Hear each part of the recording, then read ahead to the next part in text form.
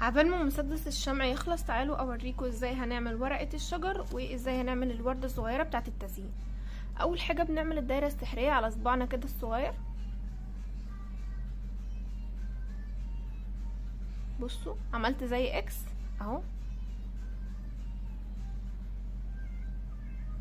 وهاخد الطرف الاول من الخيط هسحب الطرف التاني اللي ورا معايا حلقة بالخيط بتاعي اللي طالع من البكرة، هعمل غرزة سلسلة يعني هرتفع على السلسلة اللي انا عملتها سلسلتين ودول هيكونوا بمثابة عمود. هعمل بعد كده جنب العمود ده 5 عواميد هيبقى 6 طبعا. بالراحة تاني علشان خاطر المبتدئات. لفة بدخل في الدايرة بسحب خيط معايا 3 حلقات، بخرج من حلقتين وبعد كده بخرج من الحلقتين التانيين كمان مرة لفة بدخل اسحب خيط بطلع من حلقتين وبعدين من حلقتين كده معايا 3.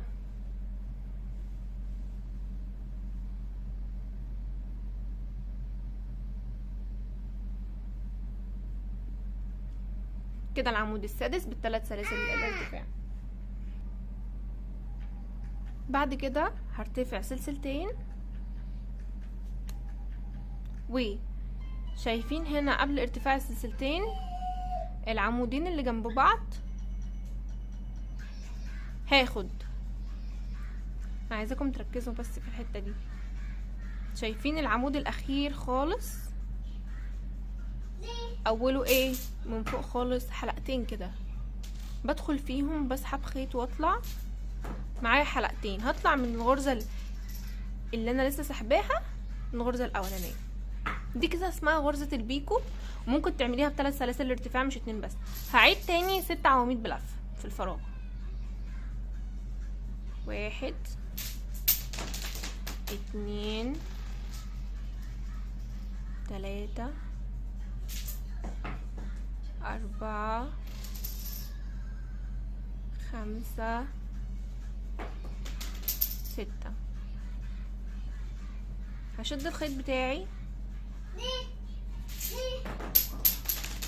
1 2 3 هقفل في السلسلة الثالثة من سلاسل الارتفاع اللي احنا عملناها،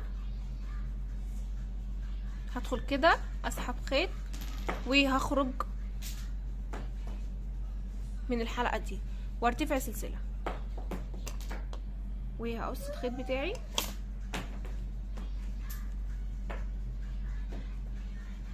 ادي كده ورقة الشجر بتاعتي. طيب تعالوا نشوف بقى الوردة نفسها هنعملها ازاي.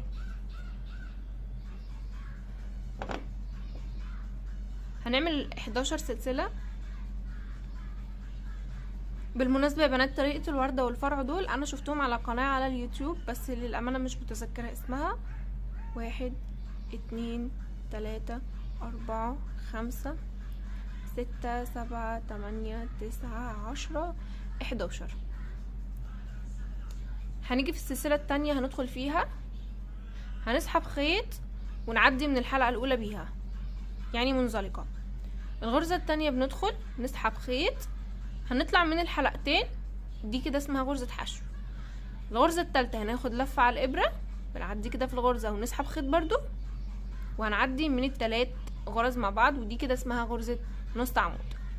بعد كده الغرز اللي جاية هقعد اشتغل في كل غرزة 2 عمود يعني بعمل تزايد، واخر غرزتين هعمل في الغرزة الاولى 3 عمود والغرزة الاخيرة 4 عمود. يعني الغرزة دي هشتغل فيها كده عمود 1 في نفس المكان العمود التاني، الغرزة اللي بعدها برضو 2 عمود 1 2 وهكذا.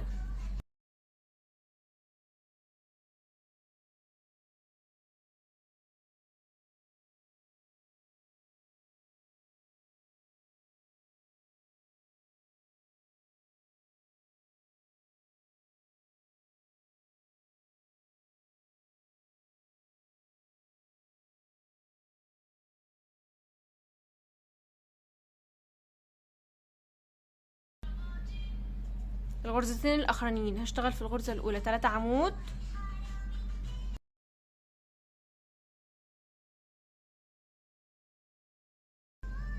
الغرزة الاخيرة هشتغل 4،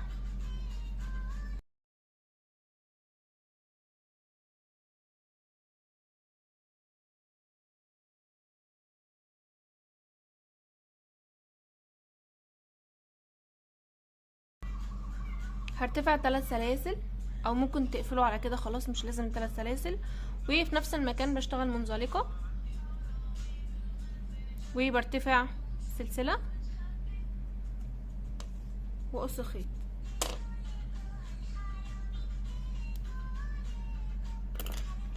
بعد كده هنيجي نلف بقى الوردة بتاعتنا اهو. اللحظة اللي انا بحبها دايما اشيل الخيوط الزيادة وارجع لكم. دلوقتي قدامكم حاجة من الاتنين، يا اما بتلزقوها يا اما بتخيطوها. تمام، انا هلزقها. هنربط بس الطرفين دول مع بعض كده وهنقص زيادة الخيوط.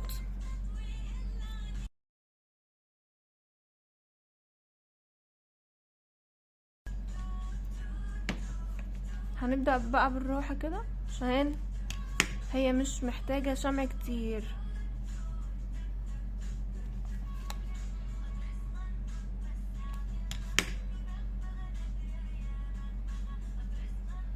بالمنظر ده كده بنفس الطريقة الفرع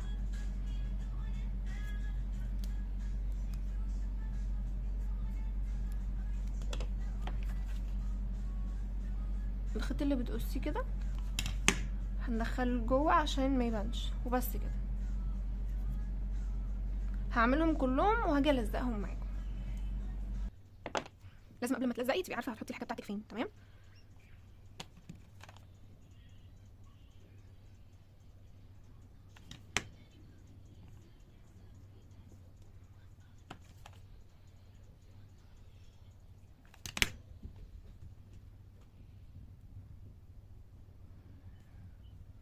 ويفضل ان انت كمان تحطي المج كده وانت بتلزقي علشان خاطر اللزق بتاعك يطلع مظبوط.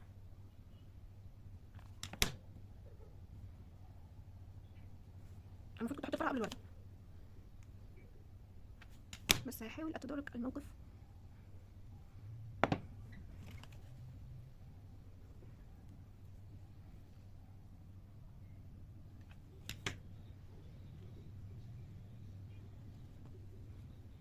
قمر ولا مش قمر؟ لا قمرين. قولوا لي رايكم يا بنات يعني.